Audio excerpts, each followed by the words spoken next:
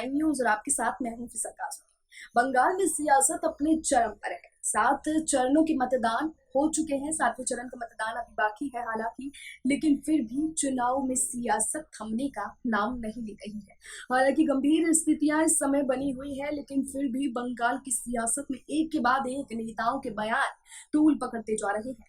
हाल ही में Indian secular front के अध्यक्ष पीरजादा अब्बास सिद्दीकी के बयान ने बंगाल की सियासत को एक नया रुख दे दिया है।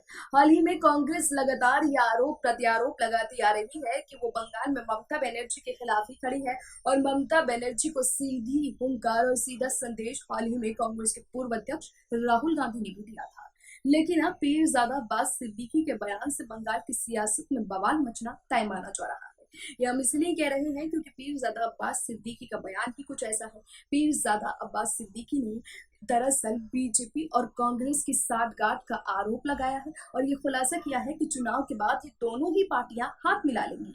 तो क्या है पीरजादा अब्बास सिद्दीकी का ये बयान, इस रिपोर्ट में देखिए। पश्चिम बंगाल के मालदा और मुर्शिदाबाद में इलेक्शन फाइट में पहले इंडियन सेकुलर फ्रंट के अध्यक्ष पीरजादा अब्बास सिद्दीकी ने कांग्रेस नेता अधीर रंजन चौधरी को लेकर एक बड़ा बयान दे दिया है। जी हां, अधीर रंजन चौधरी लगातार सुर्खियों में बने रहे हैं। पश्चिम बंगाल के इलेक्शंस के दौरान हाल ही में कोरोना वायरस को लेकर उनकी खबर सामने आई थी कि Adhir Ranjan Chowdhury corona virus positive पाए गए हैं। उन्होंने खुद इस महामारी की चपेट में आने की जानकारी साझा की थी।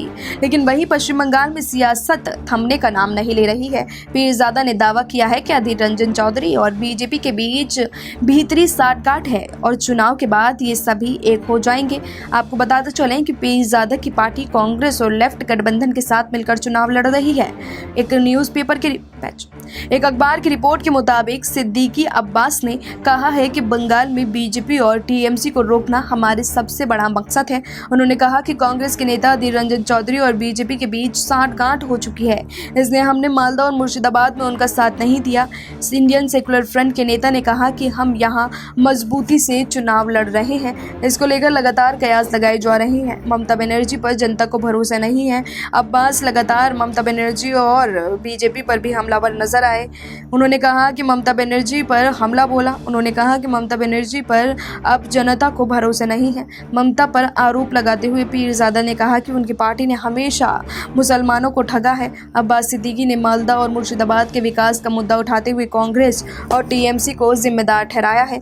मालदा और मुर्शिदाबाद में 7वें और 8वें चरण के लिए मतदान होना है। दोनों जिलों में विधानसभा की कुल 34 सीटें हैं। बताया जा रहा है कि ये सीटें चुनाव में निर्णायक भूमिका तय करेंगी। मालदा में विधानसभा की 12 सीट और मुर्शिदाबाद में 22 सीटें हैं। लेकिन अब देखना होगा जिस तरह का बयान अब अब्बास सिद्दीकी ने सामने आकर दिया है, उस पर अधीर रंजन चौधरी का क्या कुछ बयान सामने आता है। वहीं कांग्रेस लगातार बंगाल में अपनी सक्रियता बढ़ाए हुए है और लगातार वो सक्रिय और नज़र बनाए हुए है। लेकिन अब देखना होगा कांग्रेस को 2 मई के बाद चुनावी नतीजों के बाद क्या अपनी सीटों पर वो हासिल सीट जीत कर पाती है या नहीं। Bureau report SPN 9 news. अब देखना होगा कि पीरजादा अब्बास सिद्दीकी का ये बयान अगर सही साबित होता है तो बंगाल की सियासत में क्या कुछ आगे पहुंचा लाता है।